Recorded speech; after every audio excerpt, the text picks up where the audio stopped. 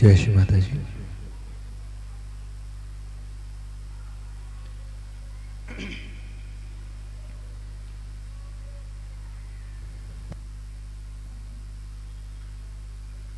दोनों हाथ श्री माता जी की ओर, आंखें बंद करें।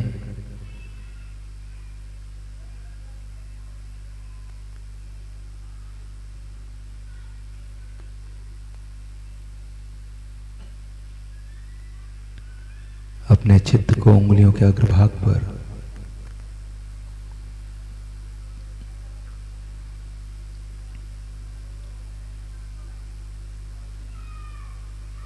हथेली में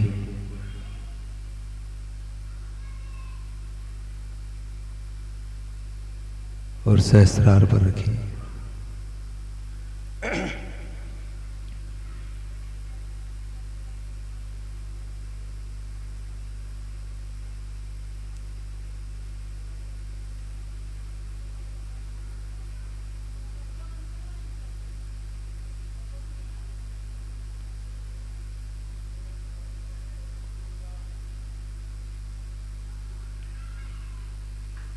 श्री माता जी को प्रणाम करके सामूहिकता में कुंडल चढ़ाकर बंधन लें।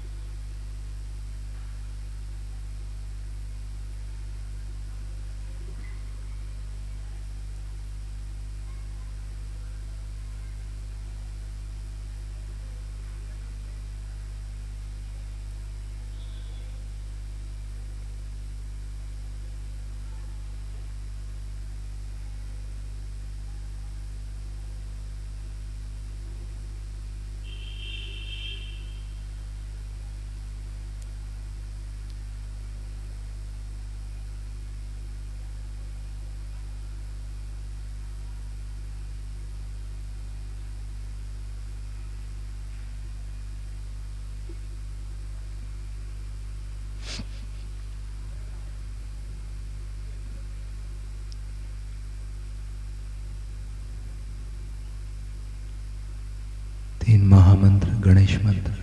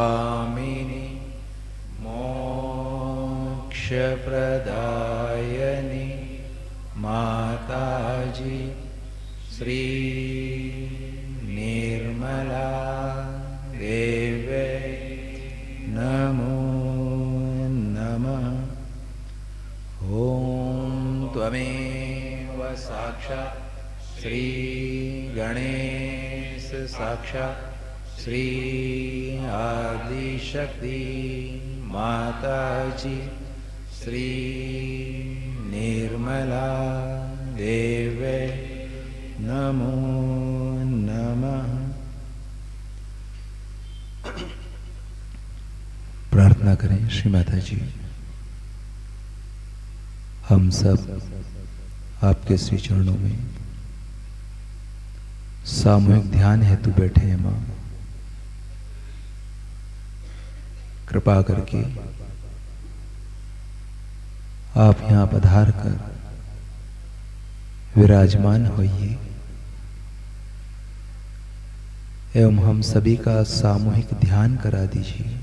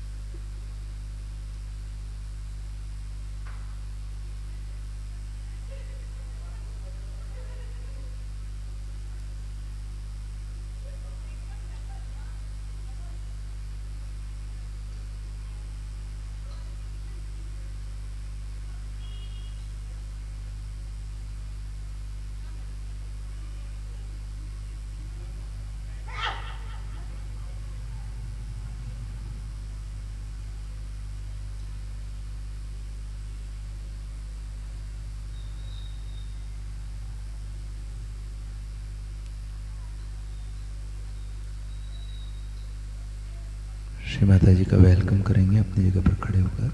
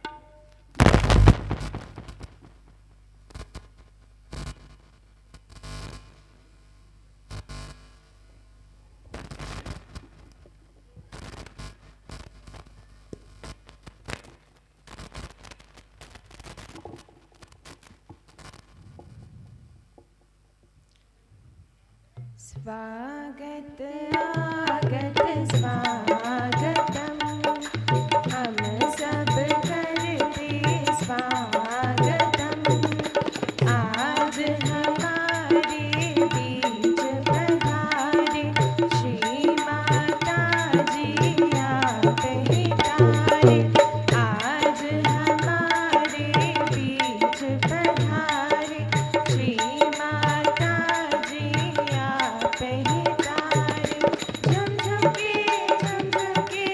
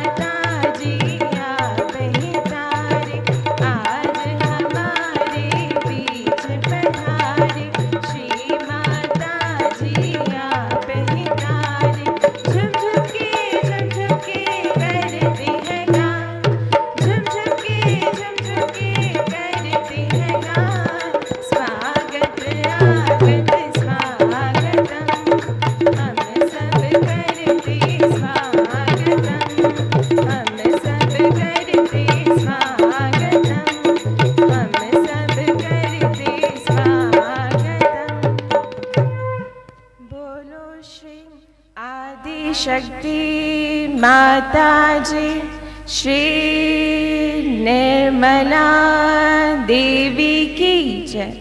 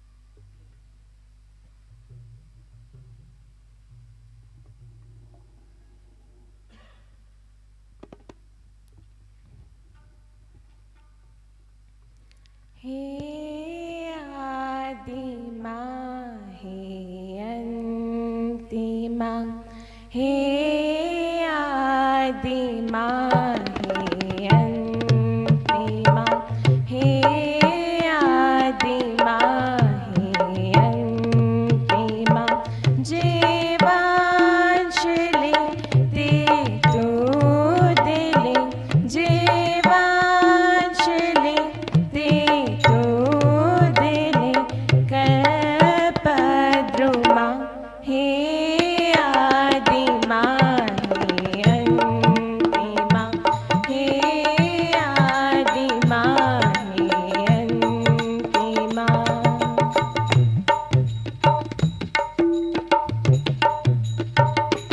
या माती जे आकाश तू, या माती जे आकाश तू, शिशिरात या मधुमास तू, शिशिरात या मधुमास तू, देशी मृता तू अमृता, देशी मृता तू अमृता, पुरुषोत्तमा हे आदि माँ हे अंति माँ, हे आदि माँ हे अंति माँ, जीवांजलि दे तू दिले, जीवांजलि दे तू दिले,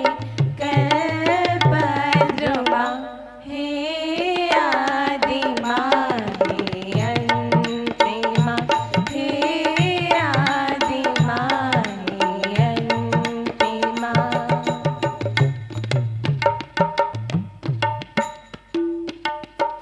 देने तुझे तो केशरी, देने तुझे तो केशरी, झालो रे जन्मांतरी, झालो रे जन्मांतरी, अपकार में अपराध में, अपकार में अपराध में, परी तू क्षमा हे आदि माँ हे अंति माँ, हे आदि माँ हे अंति माँ, जीवांजलि दे तू दिले, जीवांजलि दे तू दिले, कल्पद्रुमा हे आदि माँ हे अंति माँ, हे आदि माँ हे अंति माँ।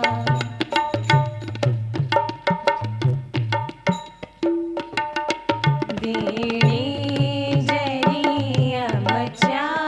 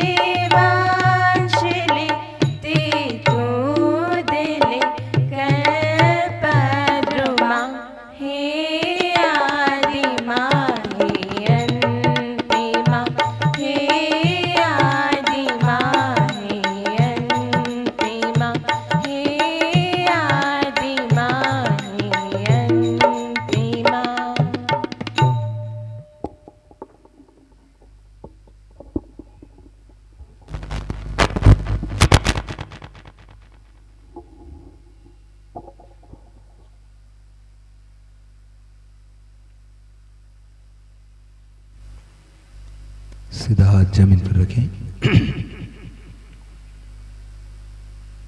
प्रार्थना करें श्री माता जी, कृपा करके सामूहिकता में हमारी चंद्र नाड़ी को संतुलन प्रदान कर दीजिए।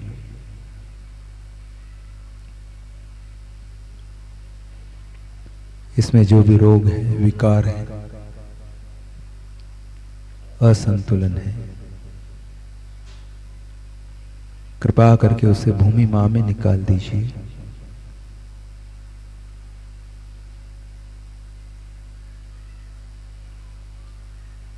श्री माता जी,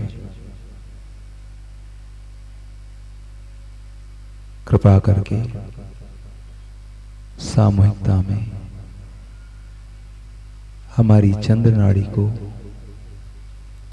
चैतन्यमय कर दीजिए।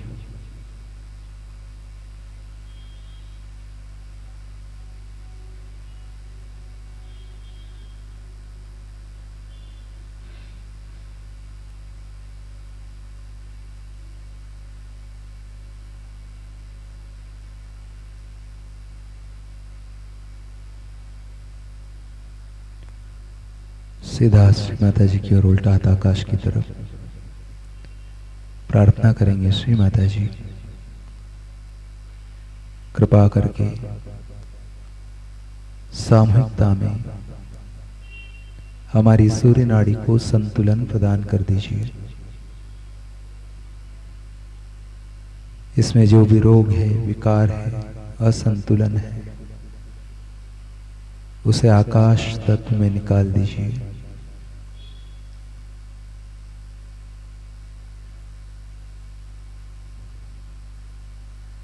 श्री माता जी, कृपा करके सामूहिकता में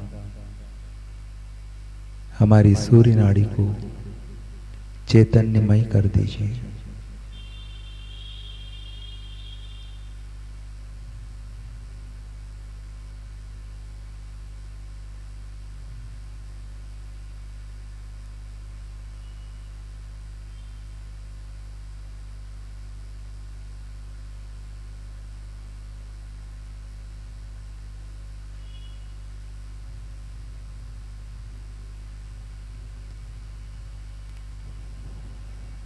दोनों हाथ श्री माता जी की ओर।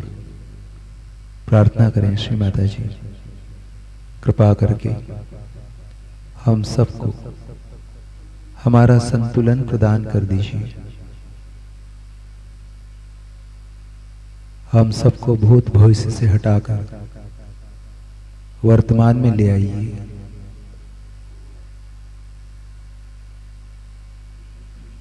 कृपा करके हमारी सुषुम्ना नाड़ी को सामूहिकता में चैतन्यमय कर दीजिए।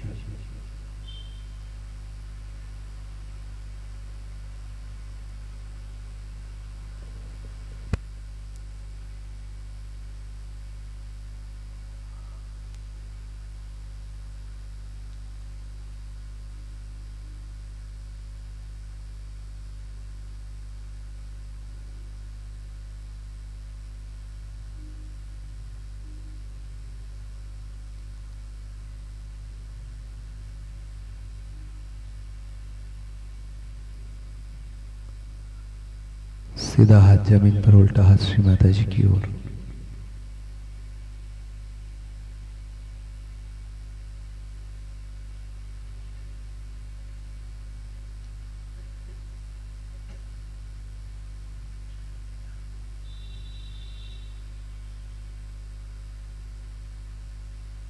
प्रार्थना करें चित्त को मूलाधार चक्र पर रखते हुए।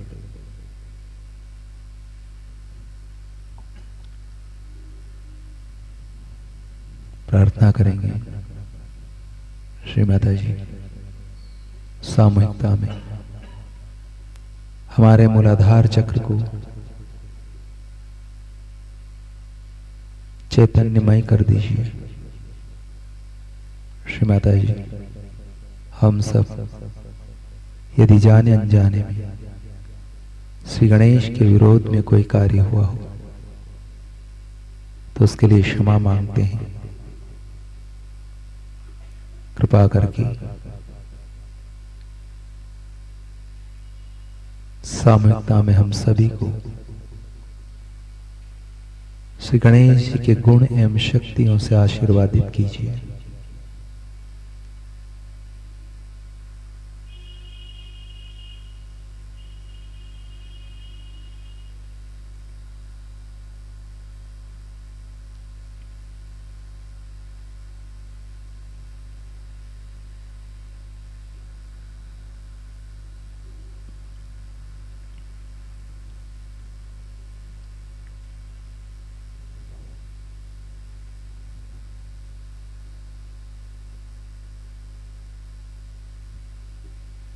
दोनों हाथ श्री माता जी की ओर।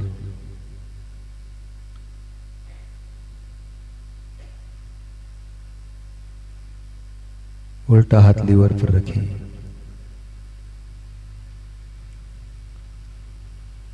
प्रार्थना करें श्री माता जी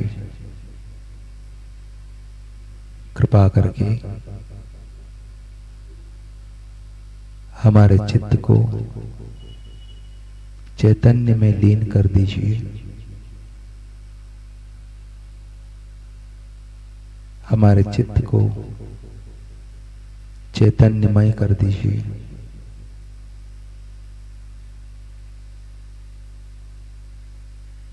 श्री माता जी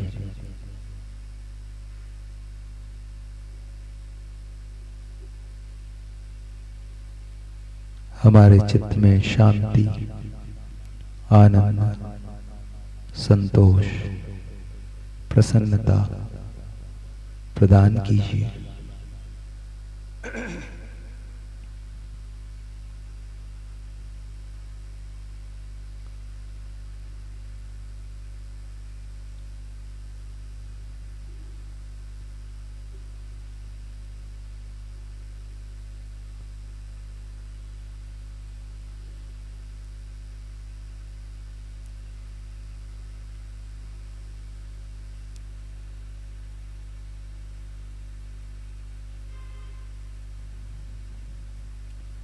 उल्टा हाथ श्री माता जी की ओर, सीधा हाथ बाएं हृदय पर। प्रार्थना करेंगे श्री माता जी हम आपकी कृपा में केवल एक शुद्ध आत्मा है। कृपा करके आप हमारे हृदय में विराजमान हो जाइए। हमारे हृदय को आपकी प्रेम और करुणा की शक्ति से भर दीजिए। श्री माता जी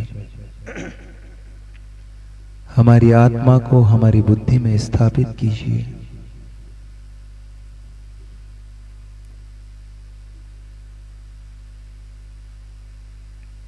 श्री माता जी हमारे हृदय को हमारा सहस्त्रार और हमारे सहस्त्रार को हमारा हृदय बना दीजिए।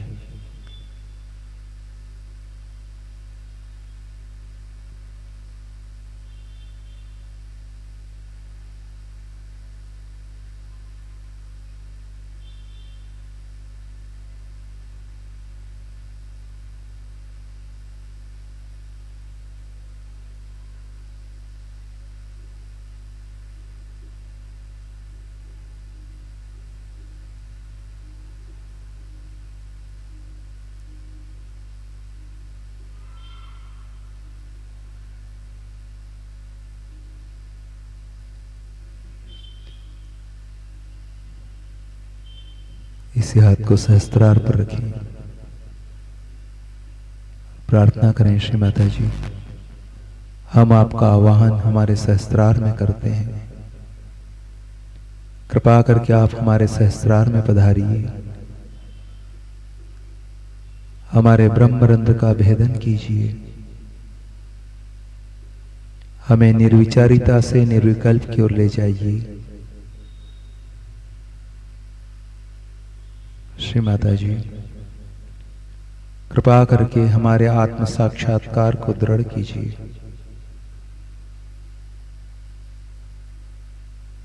हमारे सहस्त्रार में विद्यमान हो जाइए माँ।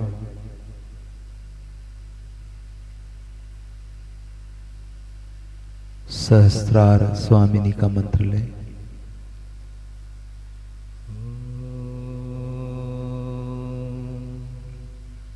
वमेव साक्षात् श्री सहस्रार स्वामिनी साक्षात् श्री आदिशक्ति माता जी श्री निर्मला देवे नमो नमः। दोनों हाथ श्री माता जी की ओर, चित्त सहस्त्रार पर।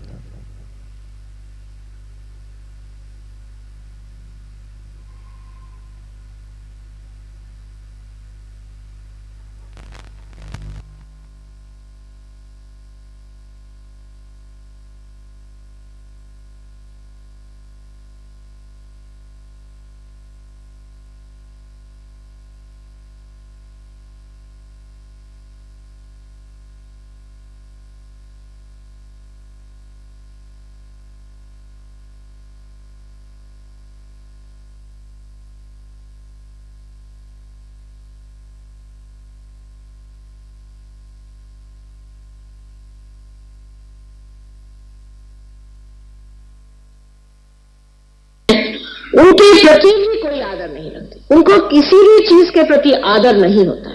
वास्तव में ये लोग स्वयं का भी आदर नहीं करते, इसलिए ये समझ ही नहीं सकते कि संसार में कोई चीज उच्च हो सकती है, या ऐसी कोई विशाल चीज हो सकती है, या ऐसी कोई महान चीज हो सकती है जो पूर्णतया पवित्र हो।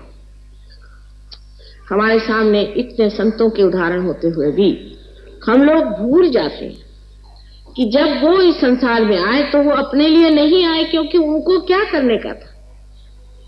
वो तो सब कुछ पाए हुए, वो कुछ देने के लिए हमारे पास आए थे, और जो उनको देना था वो उन्होंने काम हमारे अंदर, हमारे शरीर के अंतर्गत कर दिया है। सिर्फ उसकी जानकारी हमें नहीं।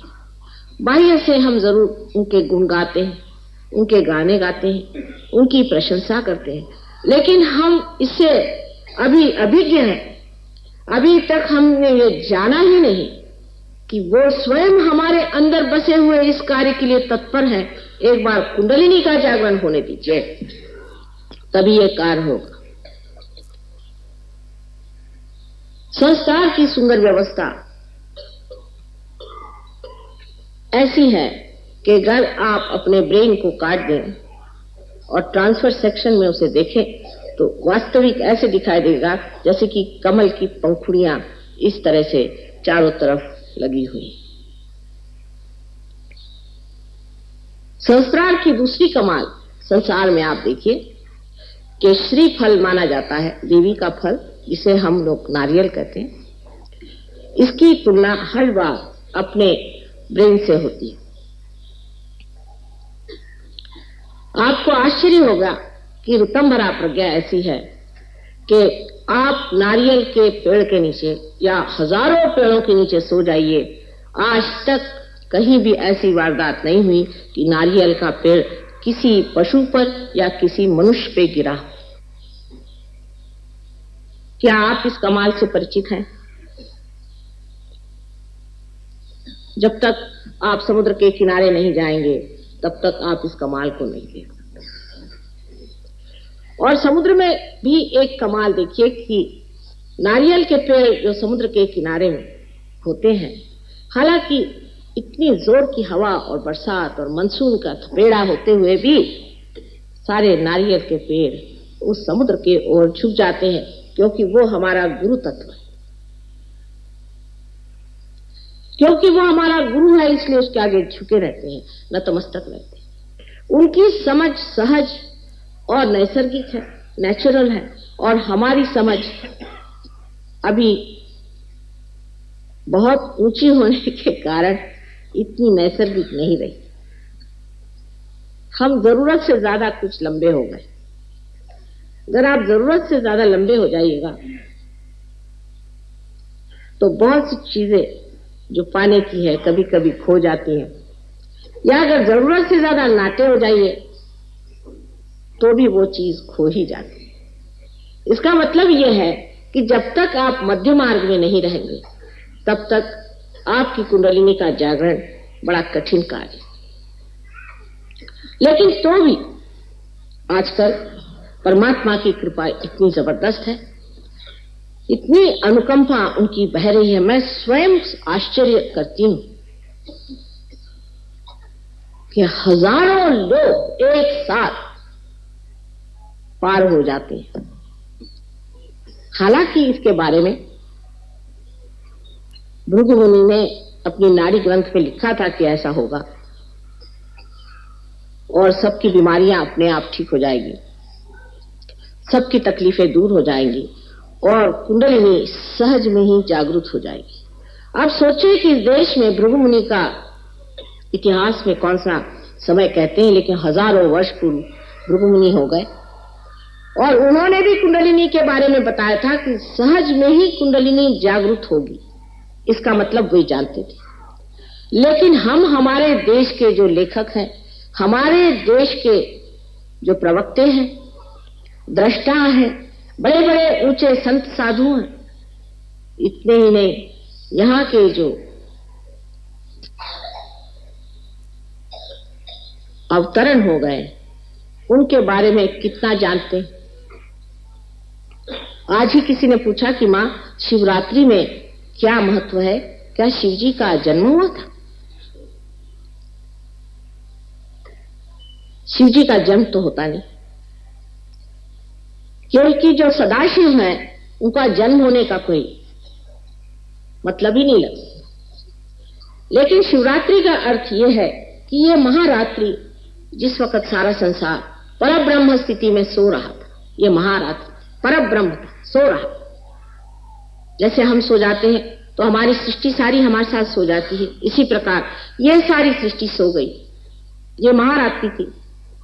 और तब उसमें सदाशिव जब जागृत हुए, सदाशिव माने जो कभी भी नहीं बदलते, जो कभी इनकारनेत नहीं करते, जो सिर्फ एक साक्षी स्वरूप होकर के सारे संसार को देखते हैं, वो सदाशिव जब जागृत हुए तब उन्होंने अपनी शक्ति, जो आदिशक्ति, जिसे कि होली घोस्ट कहते, जिसे वेदों में ई कहा गया, जिसे अथीना कहते, इस शक्ति को अपने से अलग करके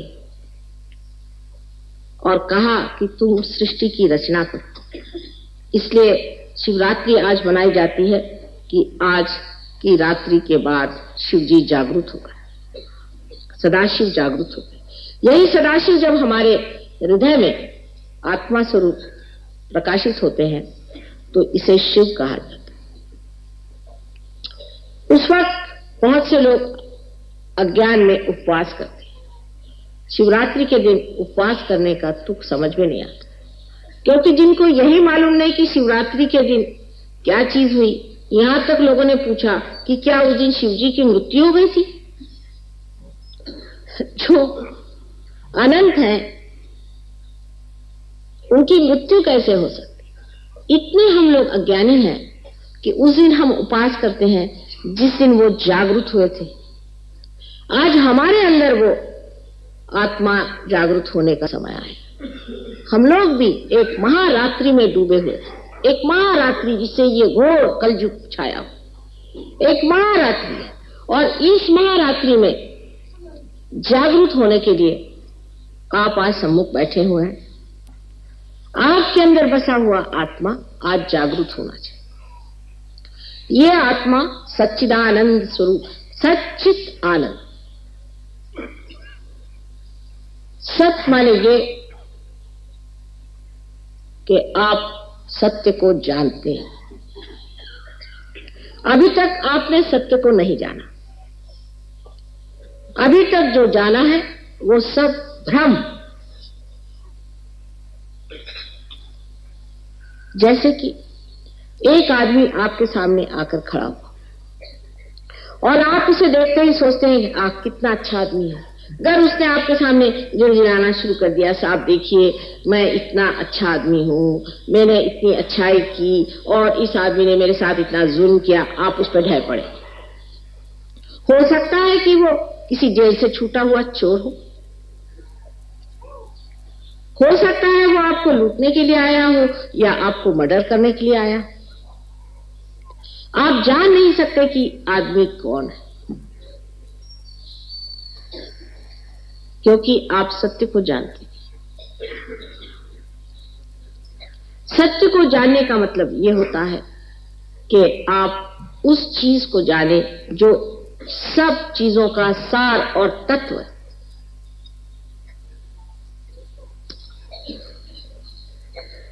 जैसे कि मनुष्य का सार और तत्व क्या है? उसका सार और तत्व उसका आत्मा है। उस आत्मा को जानते ही आपका जो ज्ञान है वो अज्ञान सा लगता है, और ज्ञान चीज आप अपनी नसों पर, अपने सेंट्रल नर्वस सिस्टम पे जानते हैं। जैसे कि एक साहब मेरे पास आए, मुझसे कहने लगे कि मां मुझे अंजाना की बीमारी हो गई, मुझे ठीक कर दी। मैंने कहा अच्छा बैठिए आप। मैं जा रही थी, मैंने कहा अच्छा बैठिए। उनकी कुंडलिनी जागृत की, उनको बात दर्द सा उठा थोड़ा सा। उसका अच्छा ठीक हो गया, आप हम जा रहे हैं। वो कहा मां क्या कर रहे हैं, मेरे तो अभी हार्ट अटैक आ गया। मैं कहा बेटी तुम ठीक हो गए, हम जा रहे हैं। उदास होकर बैठ गए। तो मैं मोटर में बैठी, फिर मैं निकल के आई। मैंने कहा कि देखिए मेरी बात आप सुनिए, अभी आप डॉक्टर को जा करके अपने एंजाइनोग्राफी लीजिए और उसके बाद आप विश्वास कर लीजिएगा कि मैंने जो कहा वो सही। और वो डॉक्टर के पास गए। डॉक्टर ने कहा कमाल है, अरे भाई तुमको तो वाकई अंजाना था, वो हो क्या गया, तुम ठीक कैसे हो गए? सो आपका जो जानना है वो जानना क्योंकि डॉक्टर ने आपको बताया इसलिए जानना हुआ, और हमारा जानना इसलिए है कि आपकी जो वाइब्रेशंस हैं, आपके जो चैतन्य है, उसको हमारे आत्मा ने बता दिया। जब आत्मा बोलता है तब ये चैतन्य चलता है, ये ओंकार चलता है और ये आपको बताता है। कोई सी भी बात जिसके बारे में आपको जानना हो कि ये आदमी की तकलीफ क्या है, जब आप योगी हो जाते हैं आप उसके और हाथ करिए, आपके उंगलियों के इशारे पे आप बता सकते हैं कि इस आदमी को क्या बीमारी है। और जब ये बीमारी आपको पता है, अगर आप जानते हैं कि उस बीमारी के कारण से परे, जिसे कॉज एंड इफेक्ट कहते हैं, उससे परे आपको उठना अगर आ गया तो आपने उसकी बीमारी ठीक कर दी। और उससे परे उठाना बहुत ही आसान है, उसको कुंडलिनी पर डाल दीजिए। कुंडलिनी जो है ये कॉज और इफेक्ट से परे है। अगर आपने उसको कुंडलिनी पर डालकर उसकी कुंडलिनी उठा दी, खत्म, काम खत्म, वो सब तबीयत ठीक हो गई उसकी। कभी कभी कुंडलिनी का जागरण और उसका बिठाना थोड़ा मुश्किल जाता है, वो दूसरी बात, पर अगर वो हो गया तो काम खत्म, फिर आपको आगे कुछ करने की जरूरत नहीं। जो इतनी बड़ी बड़ी कठिन समस्याएं हम लोग सोचते हैं और सोचते हैं कि इसमें इसका कारण यह है और इस वजह से परिणाम यह है और इस कारण परिणाम को ठीक करने से सब चीज ठीक हो जाएगी, कभी भी वो चीज नहीं ठीक होने वाली। मैंने आपसे पहले बताया कि एक चीज ठीक करेगा तो दूसरी खराब हो जाएगी। उससे परे जो परमात्मा का साम्राज्य है, जो सहस्त्रार में विराजता है, उस साम्राज्य में आप आइए, आपका आगमन हो, आपका स्वागत हो, नमस्कार करके आप अंदर आइए। और जब वहां आप बैठे हुए तो किसकी मजाल है जो आपकी ओर आंख टेढ़ी करके देखे। मराठी में रामदास स्वामी ने कहा है, समर्थाची याव कृपा हे असा सर्व भूमंडली कोण आहे। जिसने समर्थ की ओर आंख तिरछी करके देखी, ऐसे सारे भूमंडल में कोई नहीं। लेकिन पहली चीज यह है कि आप क्या परमात्मा के साम्राज्य में आए हैं या नहीं, फिर आने के बाद वहां जमे हैं या नहीं। जमने की बात बहुत बड़ी सोचने की है। तो सत जो है, जिसे हम सत कहते हैं, वो सत हमें अपने सेंट्रल नर्वस सिस्टम से जाना जाता है। कोई कहेगा कि मां यहां पर ये फूल बिछे हुए हैं, ये हम अपनी आंख से देख रहे हैं ना, ये आंख हमारी जो है, ये हमारी सेंट्रल नर्वस सिस्टम बता रही है कि ये यहां फूल रखे हुए हैं। फिर हम जब महसूस भी करें तो हम कह सकते हैं यहाँ फूल है, क्योंकि हम इसे महसूस कर सकते हैं। इसकी जानिब जिसे कहते हैं, इसको जानना जो है, यही ज्ञान है, यही वेद है, जिससे विद होता है, जिससे बोध होता है, जो हमारे सेंट्रल नर्वस सिस्टम में जाना जाता है यही हमारे उत्क्रांति का लक्षण है, और बाकी जो कुछ जाना है वो दिमागी जमा खर्च है या तो भावना की फेंक। इसलिए जब कुंडलिनी जा करके संस्कार को प्रकाशित कर देती है तो हम सब ज्ञान के अधिकारी हो जाते हैं। आप सोचिए कि जब हमारे यहाँ ये संत साधु हुए थे तब यहाँ न यूनिवर्सिटी थी, न कॉलेज था, न कुछ था, लेकिन ज्ञान के भंडार थे, दृष्टा थे। एक से एक लोग इस संसार में हो गए। लंदन में एक विलियम ब्लेक करके बहुत बड़े कवि हो गए हैं। अगर आप उनका भविष्य पढ़ें तो आश्चर्यचकित हो जाएंगे कि वो एक एक चीज को सहज योग के बारे में उन्होंने इतने साफ तरीके से लिखा है कि बड़ा आश्चर्य होता है। ऐसे दृष्टा मार्कंडेय जैसे लोग अपने इस देश में हो गए तो आप लोग क्यों नहीं हो सकते?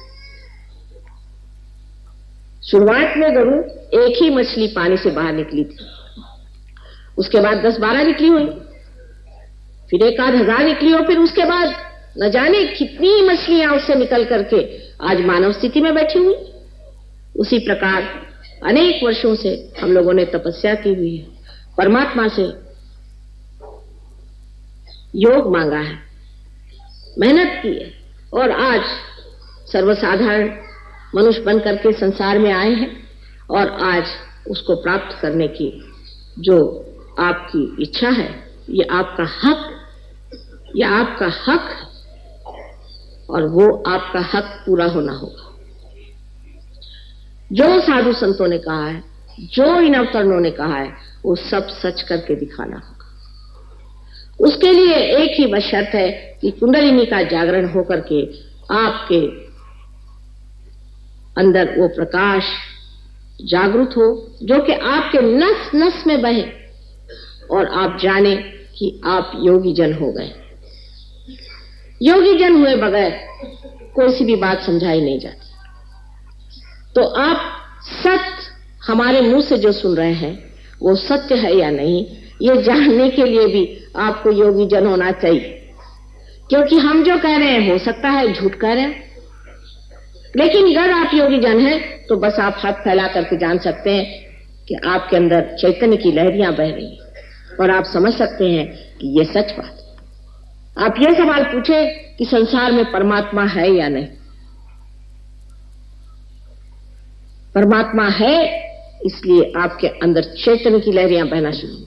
पर अगर किसी दूसरे आदमी के लिए आप पूछे कि ये आदमी अच्छा है या बुरा है, तो हो सकता है कि ये तो पूरे चैतन्य बंद हो जाए, शायद आपको गर्मी आ जाए, शायद एक आध ब्लिस्टर भी आ जाए। लेकिन राक्षस को और संतों को पहचानने के लिए और भी बहुत सी तरीके हैं। बुद्धि से भी मनुष्य समझ सकता है, बुद्धि से भी समझ सकता है कि जिस आदमी की दृष्टि आपके पैसे पर है, आपकी सत्ता पर है, आपके घर के बच्चे बीवियों पर है, वो आदमी कभी भी संत नहीं हो सकता। संतों के लक्षण बार बार कहे गए तो भी हम गलती कर जाते।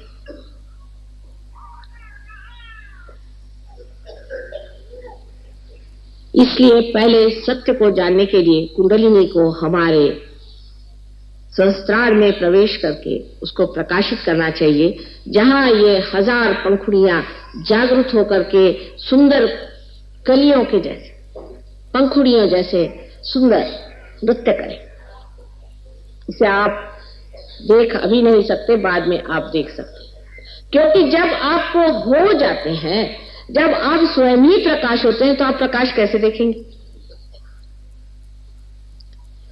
जब आप प्रकाश हो गए तब लोग पूछते अब मां क्या करें? जब दीप जला लिया तो आप प्रकाश दीजिए। जब तक आपके बुद्धि में ये प्रकाश नहीं आता है, तब तक आपकी शक्ति 1000 गुना कम है।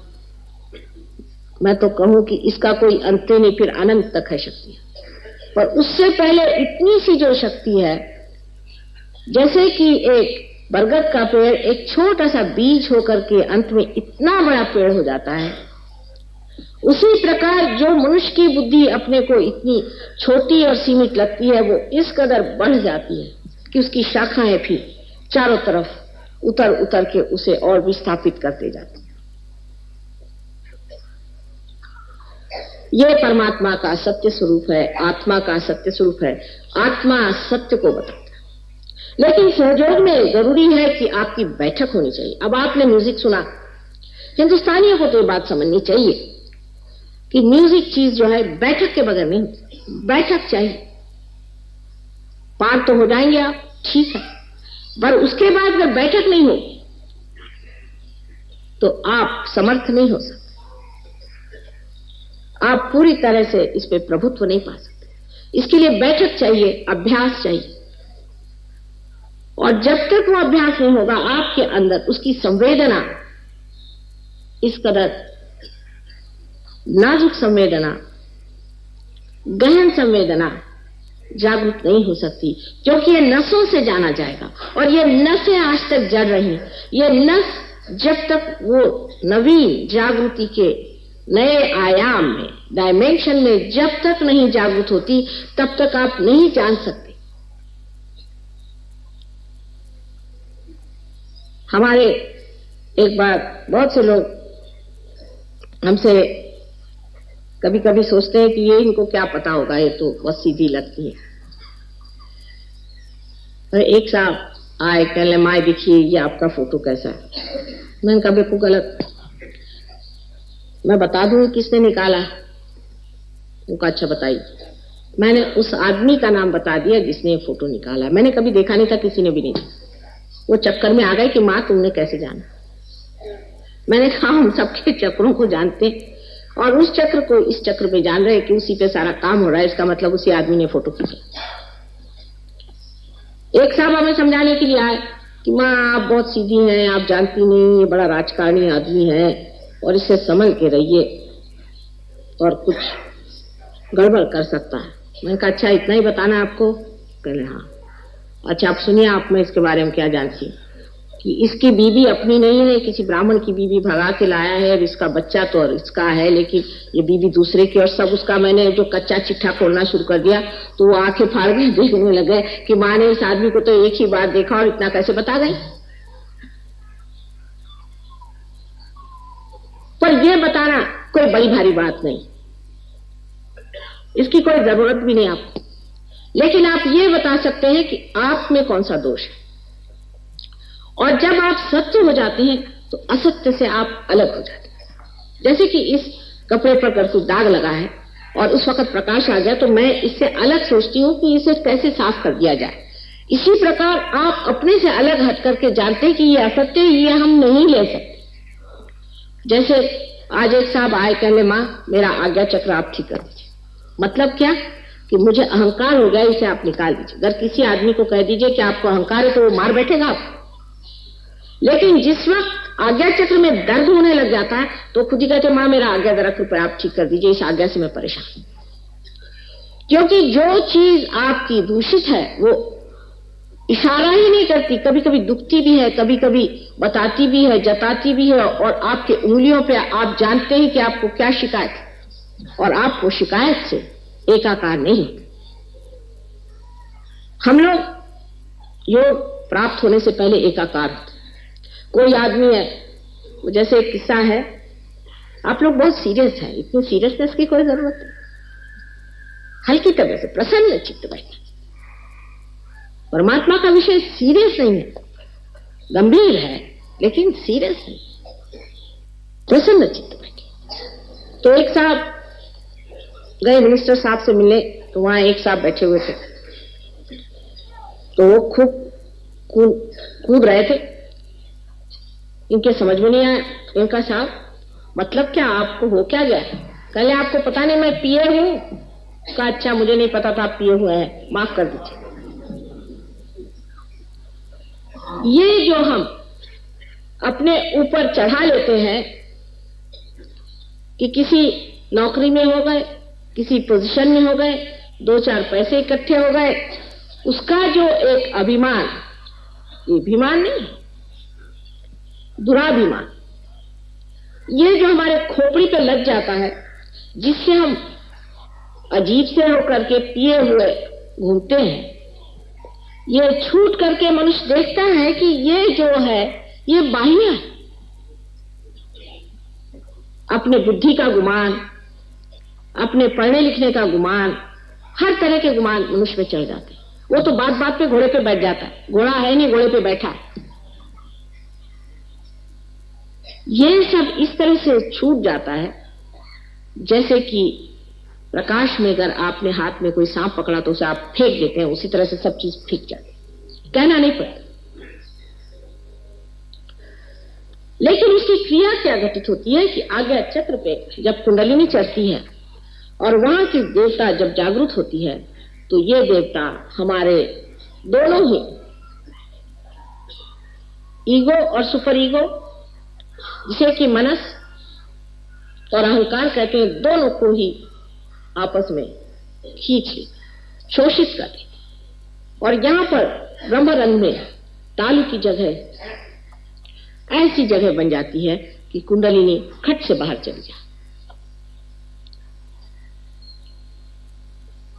उस वक्त हमारे हाथ बोलते हैं, हाथ कहते हैं कि हाँ कुंडलिनी पार कर गई। जो लोग पार हो जाते हैं वही महसूस कर सकते हैं यहाँ की ठंडी हवा, और जो नहीं होते उनको मुश्किल होता है ठंडी हवा महसूस करना।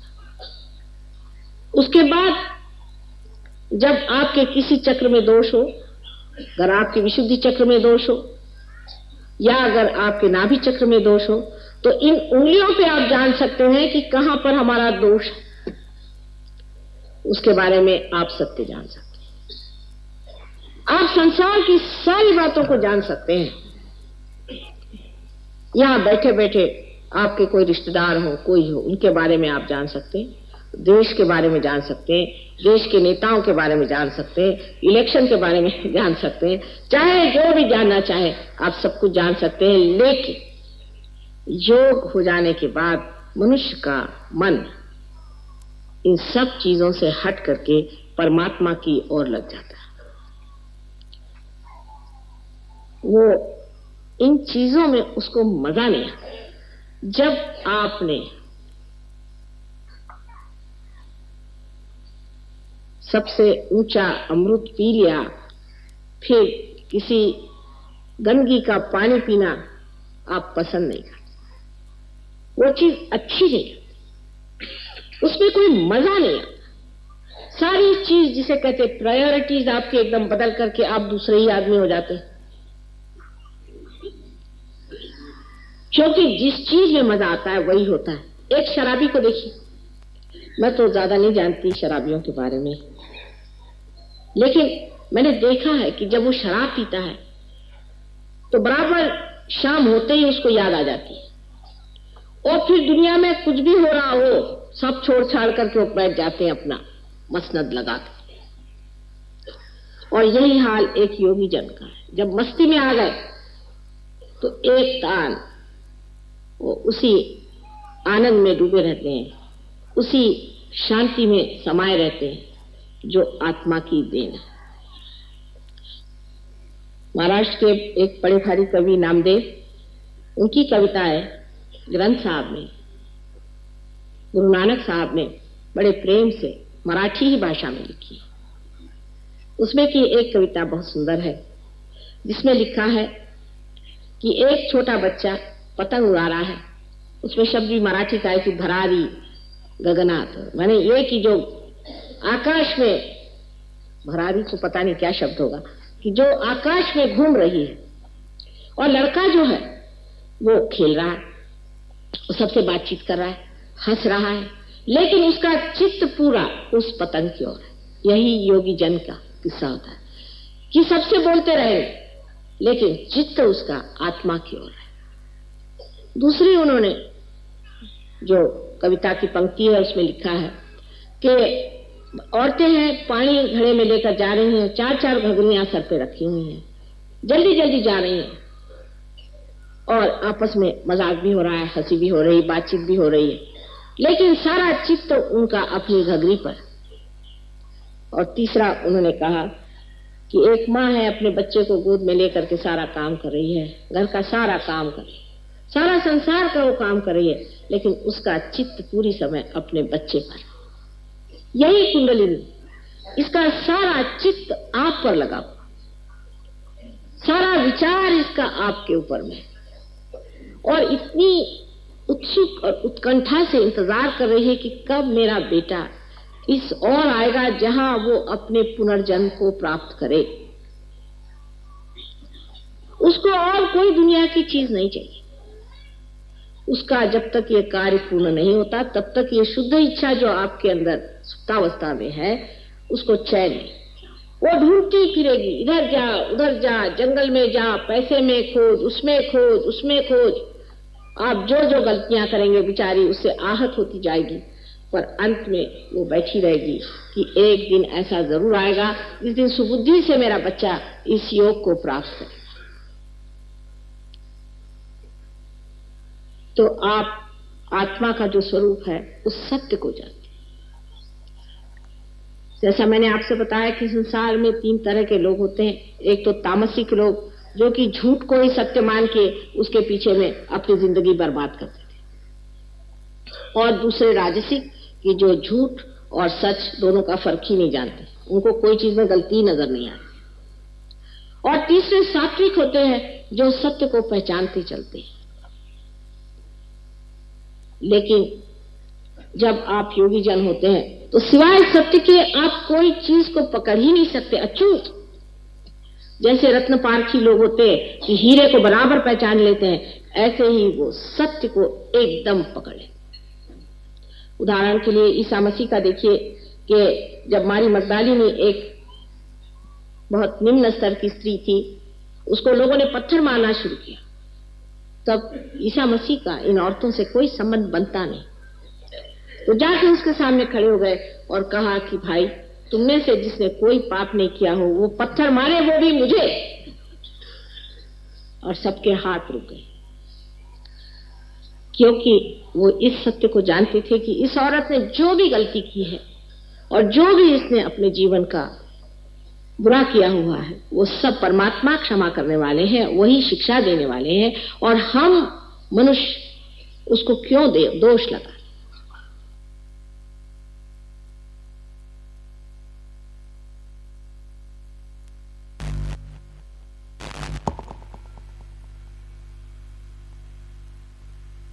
चित्त सहस्त्रार पर रखेंगे, चित्त सहस्त्रार पर ध्यान में बैठेंगे।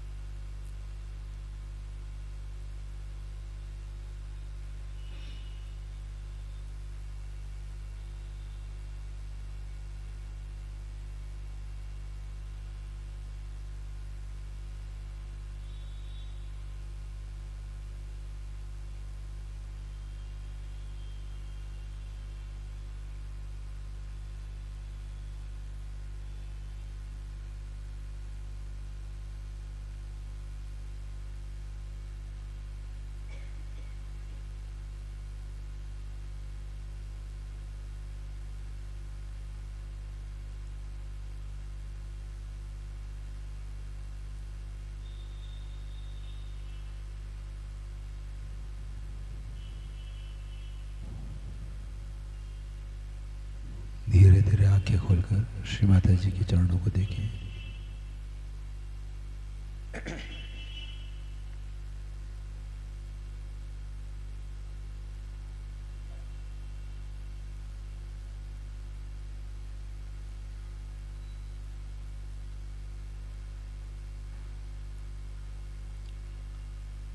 प्रणाम करें, आरती के लिए खड़े हों।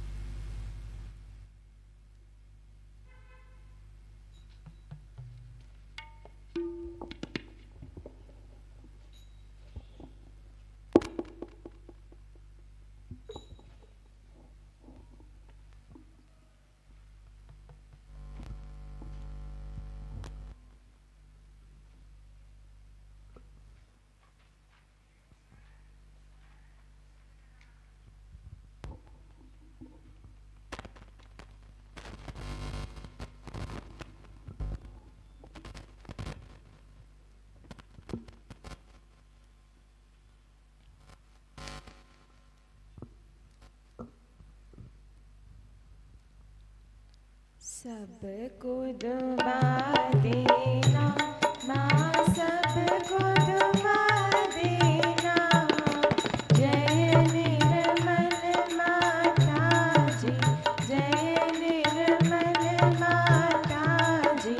दिल में सदा रहना माँ, सबको दुआ देना, सबको दुआ देना माँ, सबको दुआ देना। जय निर्मल माता जी, जय निर्मल माता जी। दिल में सदा रहना माँ, सबको दुआ देना। जग में संकट कारण कितने लिए अवतार माँ, कितने लिए अवतार। विश्व में तेरी महिमा, विश्व में तेरी महिमा। तू गंगा यमुना माँ, सबको दुआ देना, सबको दुआ देना माँ, सबको दुआ देना। जय निर्मल माता जी, जय निर्मल माता जी। दिल में सदा रहना माँ, सबको दुआ देना। जो भी शरण में आया सुख ही मिला उसको माँ, सुख ही मिला उसको। बैठ के दिल में ओ माँ, बैठ के दिल में ओ माँ। लौट के ना जाना माँ, सबको दुआ देना, सबको दुआ देना माँ, सबको दुआ देना। जय निर्मल माता जी, जय निर्मल माता जी। दिल में सदा रहना माँ, सबको दुआ देना। मानव में अवतर के कर दिया उजियारा माँ, कर दिया उजियारा। कलयुग में माया है, कलयुग में माया है। फिर भी पहचाना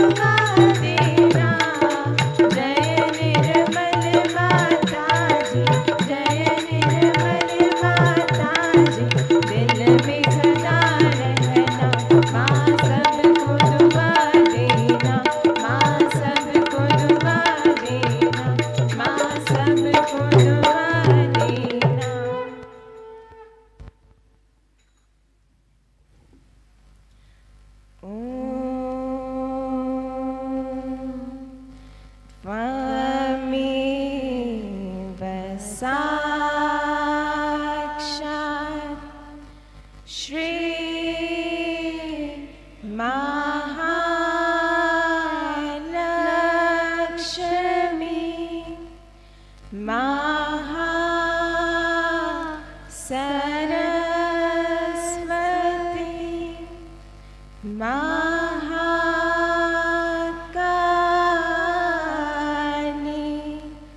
त्रिगुणात्मिका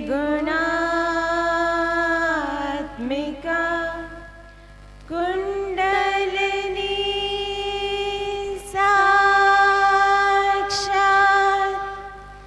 श्री आदिशक्ति माताजी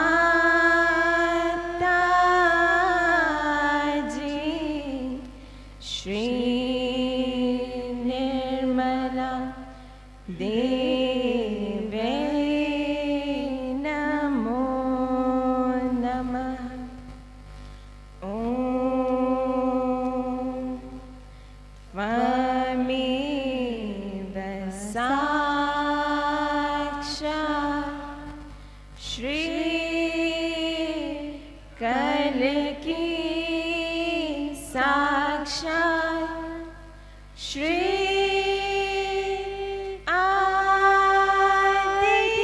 आदिशक्ति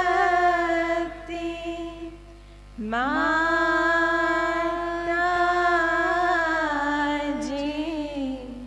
श्री निर्मला देवी नमो नमः। ॐ त्वमेव साक्षात्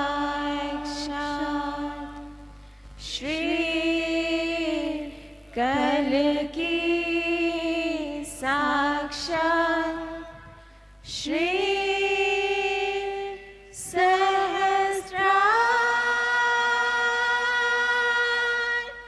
स्वामिनी मोक्ष प्रदायिनी माताजी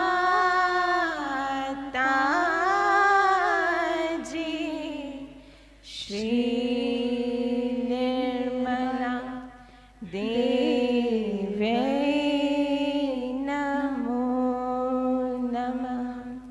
श्री निर्मला देवी नमो नमः।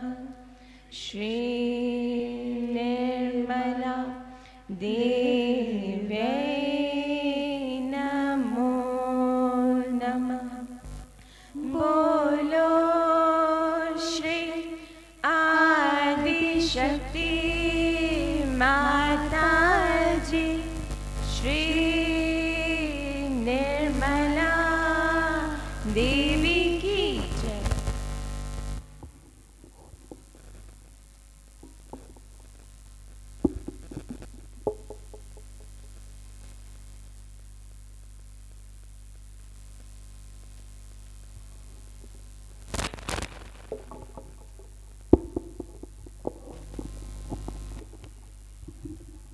ध्यान में बैठे प्रार्थना करें। श्री माता जी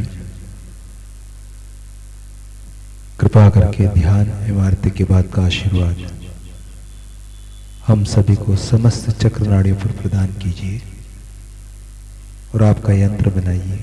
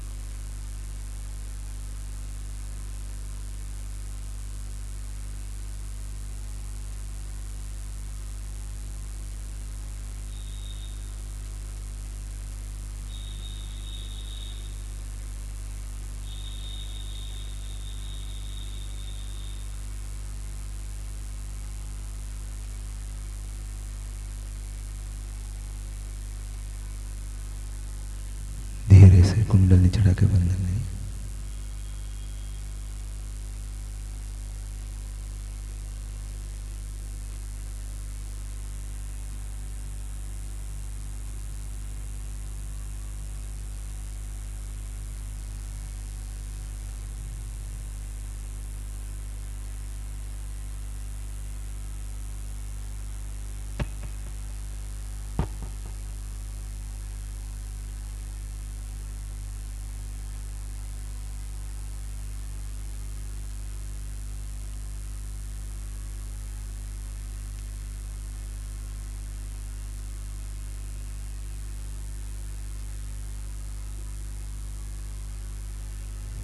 जय श्री माता जी।